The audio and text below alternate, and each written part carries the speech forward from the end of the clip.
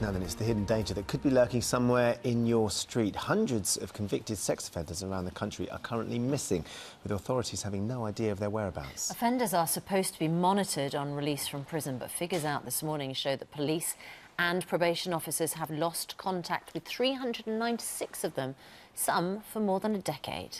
39 are missing in the West Midlands region. There is 167 in London alone, and 25 are being sought by Greater Manchester Police. Well, Essex and Sussex Police each said 11 were missing in their area. 10 are wanted in Cambridgeshire, 3 in Northern Ireland. Well, we're joined now by Donald Finlater from the Lucy Faithful Foundation, a charity dedicated to tackling child sex abuse.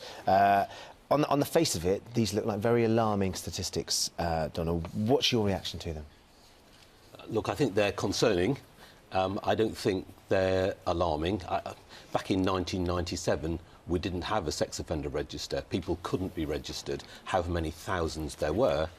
And we need to remember, put the 396 in the context of a register that numbers 46,000. So 99% of registered sex offenders are where they're supposed to be. It's concerning that 396 are missing, but then, you know, I think we need to keep that risk in proportion. What we do know, though, is that of the people on the sex offenders register, 1 in 10 will go on to re-offend. So of this 396, you say we don't need to be alarmed, it's concerning, but there is a number there that could well be re-offending and could go on to re-offend. So for the people around the country who experience that, it is going to be alarming.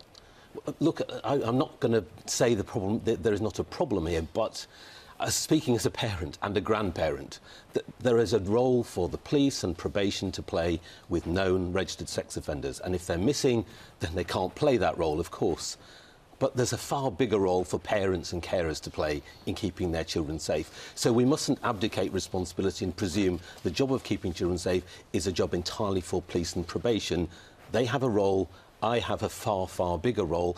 And we must also remember that most children who are sexually abused are abused by people they know and they know well, not by random strangers lurking in a street somewhere, but by people within their close family. That's where the biggest scale of problem is in the UK. But these sex offenders are supposed to be tracked for a reason, because they, you know, potentially could re-offend or they might pose a risk. How do almost 400 of them go missing? Is there something wrong with the system of monitoring that they can just escape that system? Well, I mean, each individual circumstance will have its own explanation. People typically, I think a rather large proportion of this 396 missing are foreign nationals released from prison. Likely, in fact, the intelligence from the police, I think, would indicate the vast majority of them have gone abroad. So, and once they've gone abroad, they're not missing, they're not in the streets of the UK. That doesn't mean the country where they've gone back to necessarily is comfortable about that.